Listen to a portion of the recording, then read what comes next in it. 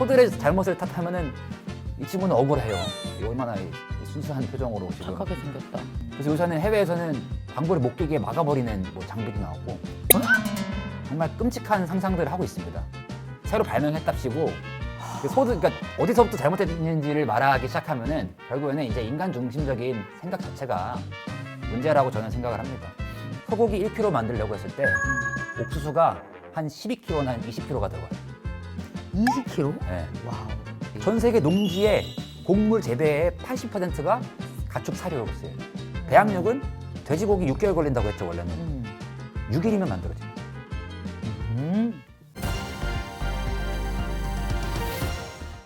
자, 여러분 요즘 일어나고 있는 다양한 이슈들을 미경이롭게 분석해보는 시간 MK타임즈. 안녕하세요, 김미경입니다. 안녕하세요. 저는 글 쓰고 노래하는 전범선입니다. 네, MK타임즈 첫 번째 이슈입니다. 제가 최근에 정말 놀라운 환경 칼럼을 봤는데요. 소가 트림과 방귀로 내뿜는 막대한 양의 메탄가스. 소 한 마리가 1년 동안 배출하는 메탄가스는 70에서 120kg 정도로 소형차가 1년간 내뿜는 온실가스 양과 비슷하다고 한다. 우와, 전 세계에서 이런 반추동물이 내놓는 메탄은 연간 약 20억 톤 CO2 환산으로 추정되며 이들이 1년에 방귀나 트림으로 배출하는 메탄의 양은 이산화탄소로 환산하면 2.3기가톤이나 된다. 메탄의 온실 효과는 이산화탄소의 80배나 될 정도로 강력하다.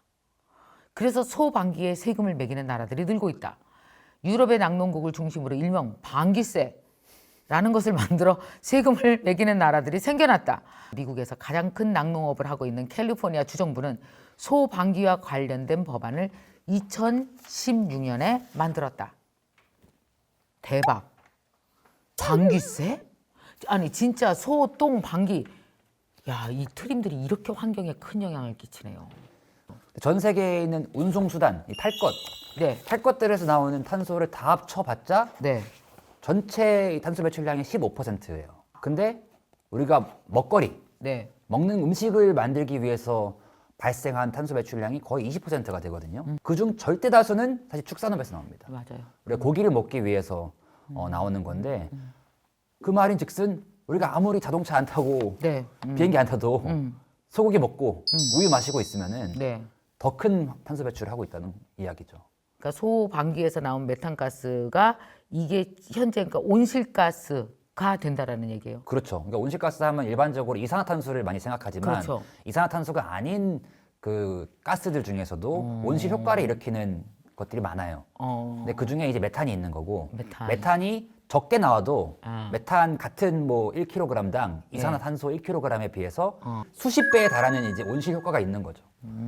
그게 사실 근데 한국에서 낙농업 하시는 뭐 이제 축산업자분들은 500도 뭐 1000도라고 하지만 네. 해외에 비하면은 뭐 미국이나 호주, 뭐 브라질, 아르헨티나에 비하면은 거기는 어마어마하겠죠? 비교도 안 됩니다. 사실 공장식 축산이 이제 기후 위기의 주범이라고 얘기할 때는 한우 농가들을 탓하는 건 좀 약간 좀 억울해요.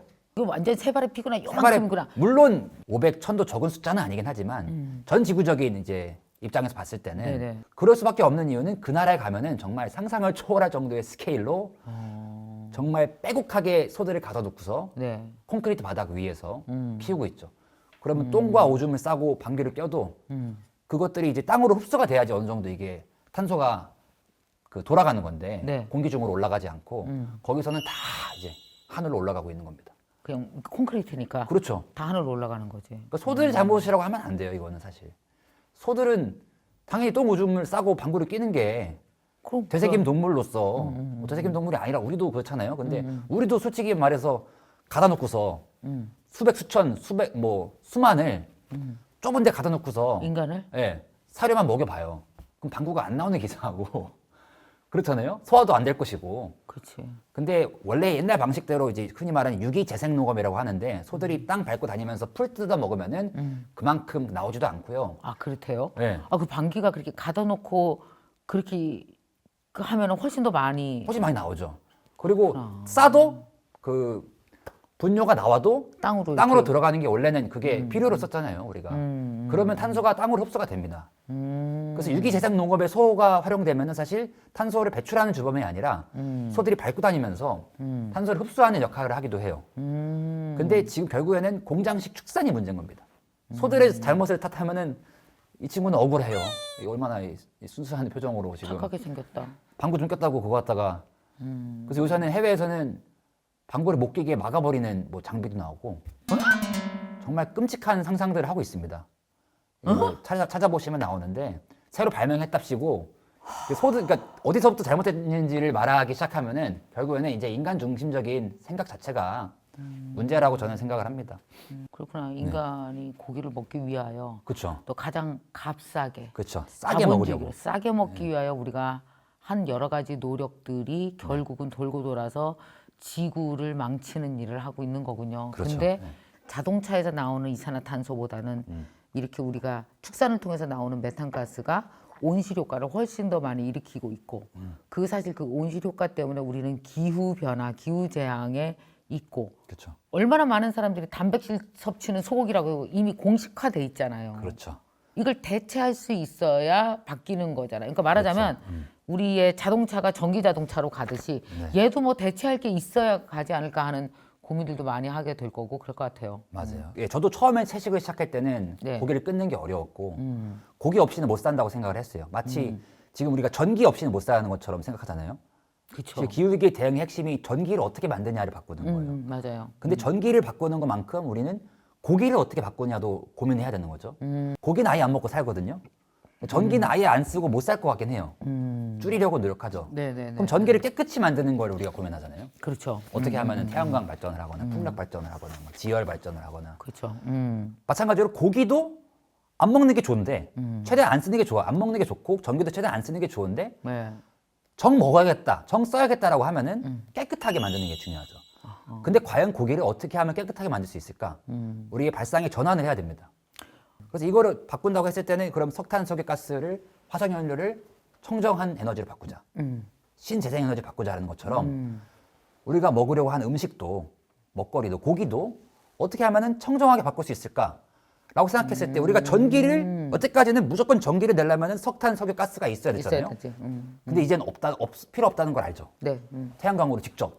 어차피 태양에서 다 오는 에너지인데. 청정 에너지를 만들려고 되게 쓰고 있죠 지금. 그렇죠. 우리 몸 밖에서 쓰는 에너지는 태양에서 직접 받자 이거죠. 전기는. 오케이. 근데 우리 몸 안에서 쓰는 에너지는 어떻게 하냐 이거예요. 중간 단계가 많다 이거야. 그러면 어떻게 하면 불필요한 중간 단계를 줄이냐는 거죠. 오케이. 소고기 1kg 만들려고 했을 때 옥수수가 한 12kg나 한 20kg가 들어가요. 20kg? 네. 와우. 소고기 우리가 먹는 1kg 부위를 만들려고 했을 때 겨우 1kg 먹는데? 네. 그래서 사료를 엄청 그러니까 그만큼 옥수수를 12kg에서 20kg를 먹여야지 그럼 또 옥수수 재배에 얼마나 많은 하고 있는 거예요. 어마어마한 에너지가 들어가겠지. 전 세계 농지의 곡물 재배의 80%가 가축 사료로 쓰여요. 아, 우리가 직접 먹는 게 아니고. 직접 먹는 거는 그러니까 우리가 채식하는 사람들한테 식물은 고통 안 느끼냐 이렇게 하잖아요. 그러면 식물을 적게 먹으려 해도 채식을 해야 돼요. 왜냐하면 식물을 길러놓고서 다 가축을 먹이는 거야. 오케이. 근데 소고기가 1kg 만들어지려고 옥수수 12kg가 들어갔어요. 그럼 나머지 11kg는 어떻게 되냐 이거죠. 소들도 에너지가 필요하잖아요. 그렇지. 소들도 먹어야 살지. 소들도 걔네들도 뭐 자기 생활이 있고 그렇지. 걔네도 두뇌를 돌려야 되고 소화도 해야 되고 그러면 거기서 에너지가 방출이 되는 거예요. 그렇지. 그러니까 에너지 효율이 우리가 냉장고 에너지 효율로 따지면은 정말 말도 안 되는 0에 가까운 효율인 거죠. 우리가 그냥 철저하게 동물을 그냥 에너지 생산 방식으로만 봐도 오케이. 저는 그렇게 보지 않지만 일부는 똥 오줌으로 나가고 그치. 방귀로 나가는 거예요. 탄소가 많이 들어있는. 네네네. 고기를 안 먹는 게 제일 좋지만 고기를 먹는다고 하면은 청정 에너지처럼 청정 육이 지금 나오고 있습니다. 청정육이 6. 네. 완전 이런 중간 단계가 없어진. 근데 대체육은 식물성 고기입니다. 네. 식물성 재료들을 반도체처럼 조립을 해서 만든 고기인데 여기서 한 단계 더 이제 동물성 고기랑 비슷해지는 것이 배양육인 거죠. 오케이. 줄기세포로 실험실에서 고기를 그러니까 진짜 고기랑 똑같은 되게 비슷하다 그러는데 엄청 맛있다고? 그렇죠.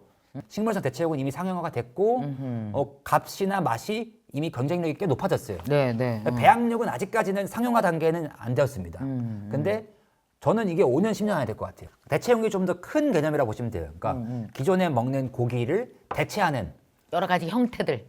뭐 콩고기부터 시작해서 콩고기 먹어봤어요? 콩고기 만든 저는 고기? 많이 먹어봤죠. 진짜 맛있어. 그러니까 이미 대체육은 있었던 거죠. 근데 대체육 기술이 뭐 모든 것이 그렇지만 자본이 들어가고 맞아. 수요가 생기면은 R&D가 들어가고 그러면 이게 품질이 막 향상이 됩니다. 그리고 막 투자하고야 되고. 투자하고. 뭐 저는 지난 10년간 채식을 하면서 계속 먹어봤어요. 처음에는 솔직히 맛이 없었거든요.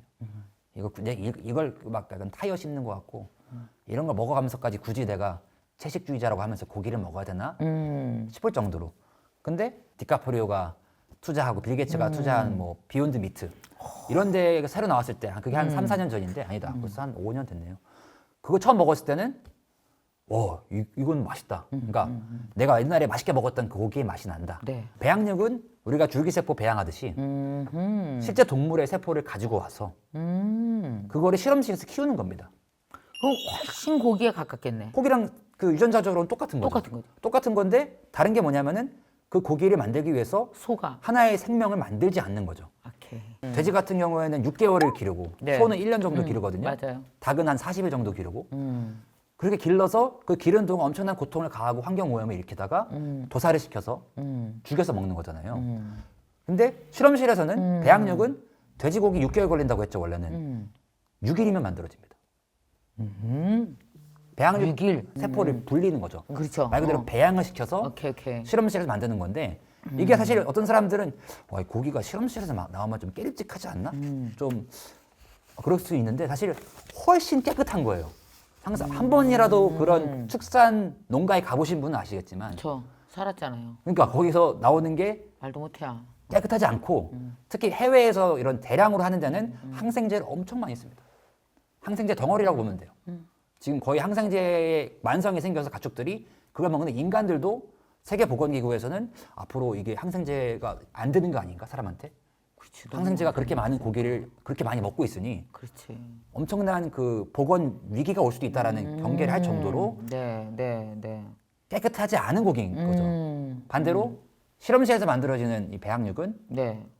물론 뭐 환경적인 부담이 이런 게 아예 없는 건 아니지만 훨씬 기존의 공장畜산에 비해서 훨씬 환경적인 부담이 적고 항생제도 없고 그렇기 때문에 이제 클린 미트라고 불러요. 해외에서는 클린 미트. 이것이 만약에 값도 싸고 그리고 실제로 동물을 도살하는 행위가 없어지고 지구에도 좋다면 우리는 어떤 선택을 할까 그렇죠. 분명해지네요. 배양육이나 대체육이 지금 축산업에서 나오는 고기보다 네. 맛있어지고 그리고 값이 같거나 더 싸지는 그래서 순간 갖거나 더 싸는 순간. 제가 아무리 뭐 고기를 먹지 말라 얘기하는 거랑 아무 상관없이 사람들은. 시장이 그렇게 움직일 겁니다.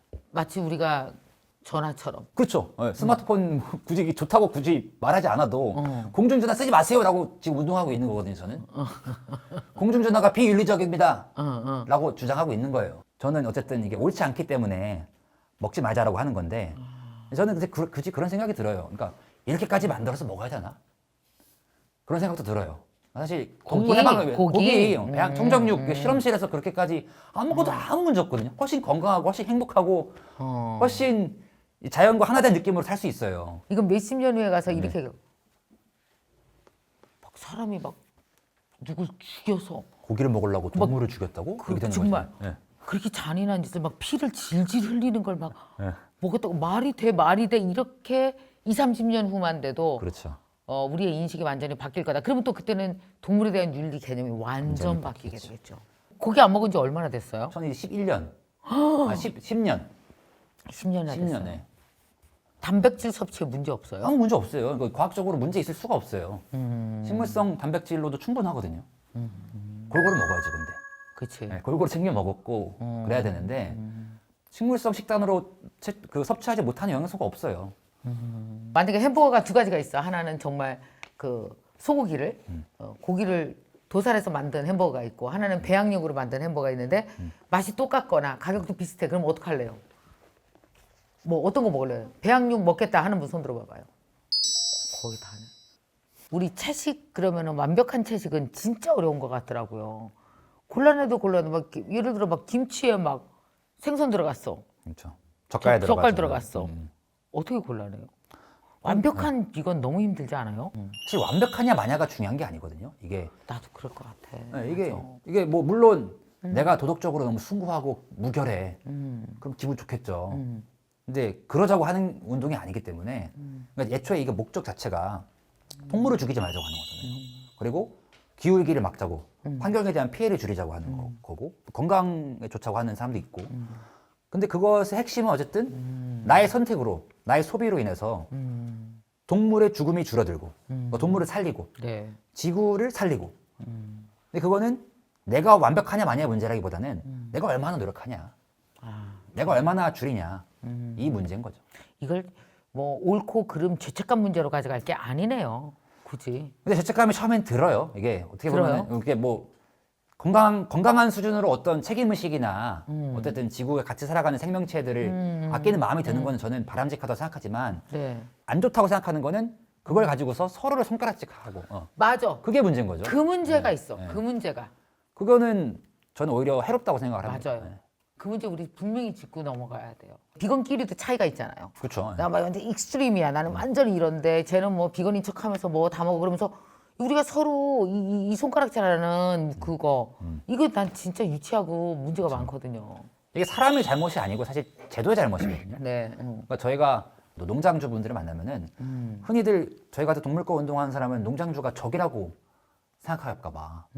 사실 그렇게 볼 수 있잖아요. 그렇지. 우리 탈축산, 탈육식 얘기하면은 축산업자, 육식업자들. 그거 완전 반대편에 선 거 같잖아. 적처럼 보이잖아. 그렇지. 근데 그게 적이 아니거든요. 저희가 바꾸려고 하는 거는 이 시스템이고 아하. 그리고 육식주의라고 하는 이데올로기거든요. 네. 저도 어렸을 때는 육식을 했잖아요. 네, 네. 제가 사악해서 한 게 아니거든요. 그냥 그런 우리 세상에 태어났어요. 앞으로는 제가 봤을 때는 동물을 굳이 이렇게 죽이지 않아도 잘 먹고 잘 사는 시대가 올 거예요. 그거 올 것 같아요. 그거는 분명히. 그걸 앞당기자고 하는 거지만 이미 상당히 많은 투자가 그쪽에 들어가고 있는 중이니까요. 그렇죠. 우리가 동물을 먹는 게 기후위기를 일으킨다는 것도 모르잖아요. 알 수가 없잖아요. 그거를 알고서 하는 게 아니니까. 그게 그 제도가 문제인 거고 우리가 처해 있는 상황이 문제인 거지. 사람을 상대로 이렇게 손가락질하거나 맞아. 그렇게 하는 것은 오히려 이 본질에 어긋나는 것 같아요. 다 같이 사는 방법을 천천히 알아내는 가는 그렇죠. 거죠. 네, 맞아요. 천천히 내가 선택할 수 있는 걸 하나씩 선택해가고 있는 중이고. 그렇죠. 아마 여러분도 그럴 겁니다. 신문만 펼치면 가끔씩 이 얘기가 딱딱 등장을 합니다. 그죠? 요즘 대체육에 불편하죠. 관련된 네. 거. 그리고 앞으로 뭐 ESG에 관련된 여러 가지 이슈들, 비건, 그 다음에 탄소 관련된 이야기가 사실 작년 1년 내내 나왔고 올해는 아마 더 나올 듯 합니다. 그러다 보면은 이제 이것이 기업의 문제야라고만 생각했는데 알고 보면은 개인이 조금 더 여기에다가 인볼브해서 내 노력을 뭔가 해야 되고 우리 각자가 바뀌어야지 사회가 바뀌고 맞아요. 기업은 따라오잖아요. 기업이라는 것은 우리가 만들어내는 수요와 우리 욕망을 따라오는 게 기업의 역할이라고 생각을 합니다. 자본은 우리 각각의 사람들의 욕망을 따라오게 되어 있기 때문에 맞아요. 우리의 욕망을 어떻게 다스리고 어떻게 바라보는가 스스로를 어떻게 우리가 볼 거냐 그게 가장 중요한 변화가 아닌가 싶어요. 네, 와 오늘 정말 그 MK 타임즈로 전범선님과 얘기를 해봤는데 여러분 어떠셨어요? 저 너무 재밌게 저도 이야기를 나눴습니다. 다음 주제부터 또 MK 타임즈에 어떤 주제가 올라올지 흥미로운 주제, 흥미로운 이슈로 여러분 찾아오도록 하겠습니다. 자, 여러분 다음 시간도 많이 기대해 주세요. MK 타임즈.